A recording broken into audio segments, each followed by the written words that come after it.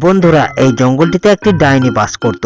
ডাইনিটি কে ছিল ভিডিওটি সম্পূর্ণভাবে দেখুন, তাহলে বুঝতে পারবেন ডাইনিটি কে ছিলেন এবং কেমন স্বভাবের ছিল সেটাও আপনারা বুঝতে পারবেন। এই গল্পটি একটু বড় আছে, তাই পার্ট বাই পার্ট করে আপনাদের দেখাবো। ডাইনিটি একটি সৎ রাজার খোঁজ করছিল এই জঙ্গলে, কিন্তু সে সৎ রাজা খুঁজে পায় না। তাই সে একদিন সিদ্ধান্ত নিল যে অন্য কোনো একটি জঙ্গলে যাবে একটি সৎ রাজার খোঁজ করতে। আর সেই সৎ রাজা কে ছিল সেটাও জানতে পারবেন এই গল্পে। তাই ডাইনিটি একটি অন্য জঙ্গলে রওনা দিল। না, এত দূর এসেও তো একটা রাজারও খোঁজ পাওয়া গেল না।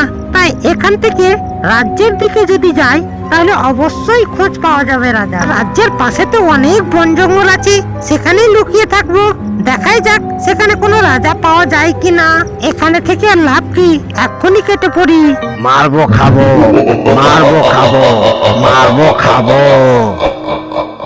এই রাক্ষসটি যে কোনো মানুষ বা রাজাকে দেখতে পেলেই তাড়া করে বেড়াতো।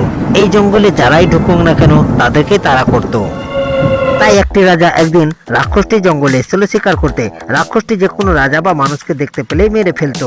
শুনো, রাক্ষসটি মনে হয় এই পথ ধরেই গেছে, তাড়াতাড়ি চলো আমরা রাজ্যে ফিরে যাই, নইলে আমাদেরকেও খেয়ে ফেলবে রাক্ষসটি। এবার রাক্ষসটি কে ছিল, ডাইনিটি কে ছিল, রাজা কে ছিল জানতে পারবেন এর পরের ভিডিওতে। অপেক্ষায় থাকুন।